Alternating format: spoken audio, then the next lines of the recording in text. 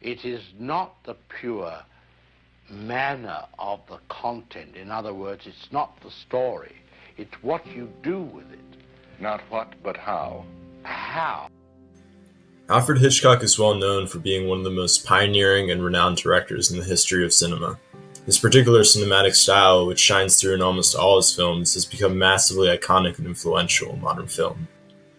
Over his 5 decades and 45 films worth of experience of directing, Hitchcock saw the progression of film through various periods which varied both in technique and style. As black and white silent films evolved into full color and sound, and quaint British films retreated for flashy Hollywood motion pictures, Hitchcock's quintessential style remained remarkably unchanged over the years. We might wonder how exactly Hitchcock managed to retain this emblematic quality to his films over such a long period, and the answer lies in the fundamental stylistic elements present in all his great films. Visual storytelling, German expressionism, and a preference for suspense over surprise and setting a thrilling mood for the audience are the constants that define the Hitchcockian style. In this video, we're going to look at the specific quality of visual storytelling, which was Hitchcock's ability to convey the information and emotion of a scene with nothing but the camera. We'll track this aspect of Hitchcock's films through time, starting at his silent films, and going all the way up to modern pictures like North by Northwest and Rear Window. Through the 12 silent films he directed early in his filmmaking career, Hitchcock mastered the art which he later called pure cinema, of telling a story primarily through the use of imagery. Silent films posed a restriction that dialogue could only be inserted through printed slides, which interrupted the action of the film. This limitation caused Hitchcock to make a habit of using cinematic representation over dialogue whenever possible in his films. For example, take a look at this scene from The Lodger, one of Hitchcock's early silent films. In it, we see a nervous interaction between the lodger, suspected of being Jack the Ripper, played by Igor Novello, and his host, Daisy. The scene has no dialogue at all, and instead it utilizes the actor's expressions and visual techniques such as focalization to convey a complicated mix of fear, intrigue, and romance. In the following scene, we see again how the characters' facial expressions are taking the place of dialogue to show their feelings for one another. Notice also how the camera lingers on the iron that Novello picks up. This is another instance of focalization, Hitchcock's habit of fixating the camera on an object to convey a message. In this case, it's the threat that the lodger might murder Daisy.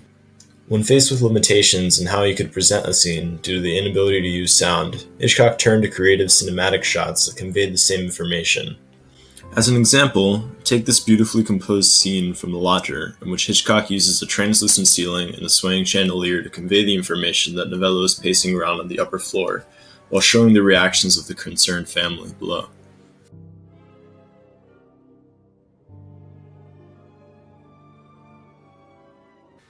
Of course, in a sound film, Hitchcock could have easily conveyed the same information by just having the family downstairs hear the sound of the footsteps. However, by intercutting between the ceiling and the family, Hitchcock not only finds a brilliant solution to the problem posed by a lack of sound, but also generates a far more interesting and powerful scene as a result. Next, we turn to Hitchcock's 1929 film Blackmail, in which he was first permitted to experiment with sound. Hitchcock shot 2 versions of the film, one as a silent and one as a full sound picture. While both films feature the similar shots and scenes consistent with Hitchcock's insistence on prioritizing cinematic storytelling, the comparisons between these two reveal the way that Hitchcock adapted to a new medium. We see an example of this in the classic knife scene from Blackmail, which highlights how the main character Alice is paranoid over the murder she committed in self-defense. Pay attention to how Hitchcock uses sound to create a dramatic and shocking effect here. Now, mind you, a knife is a difficult thing to handle. I mean, any knife. I mean, if you use a knife, butcher's knife. Alice, cut us a bit of bread, will you? Knife. A knife. Knife. A knife. Be careful of a knife. You come up against a knife. I mean, in Chelsea, you mustn't use a knife! In the silent version of the scene, which we unfortunately can't show since the recording itself is very rare, we see Hitchcock resort to creative visual storytelling techniques, showing the shadow of Alice's hand as it creeps towards the knife. This creates a similar feeling of unease in the audience and focalizes on the knife visually rather than through audio. As Hitchcock transitioned to full sound movies made in the US, he maintained that the cinematic elements of the film should be preferred over dialogue and explanation, and that the story should primarily be told through visual elements.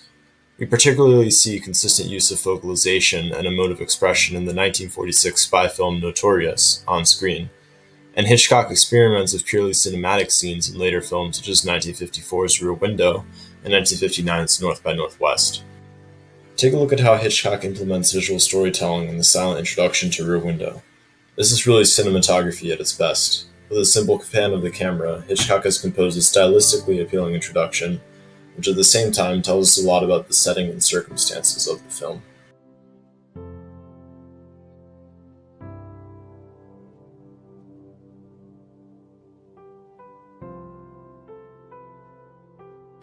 As a final example, we look at the scene in the 1951 psychological thriller Strangers on a Train, in which Miriam realizes that her fiancé Guy was lying to her about his connection to Bruno Antony. Hitchcock follows her gaze, then focuses on her facial expression, and we instantly know that she has discovered that Guy was lying to her. Thus, we've seen how one of the defining characteristics of Hitchcock's style is a preference for the use of imagery rather than sound or dialogue. He developed his skills in cinematic exposition through his early silent films, and he utilized those skills throughout sound films he made in the following decades. As we saw, focalization, a focus on faces and emotion, and creative camera shots are just a few of the means through which Hitchcock developed his visual storytelling. While I didn't cover them in this video, other aspects of Hitchcock's style, such as German Expressionism and the distinction between suspense and surprise, were also preserved in his films through the decades. This was what tied Hitchcock's films together and drove the force of auteurism in the 20th century. Regardless of the actors that starred or the title, if a film had Hitchcock's name on it, people would show up by the thousands to see it.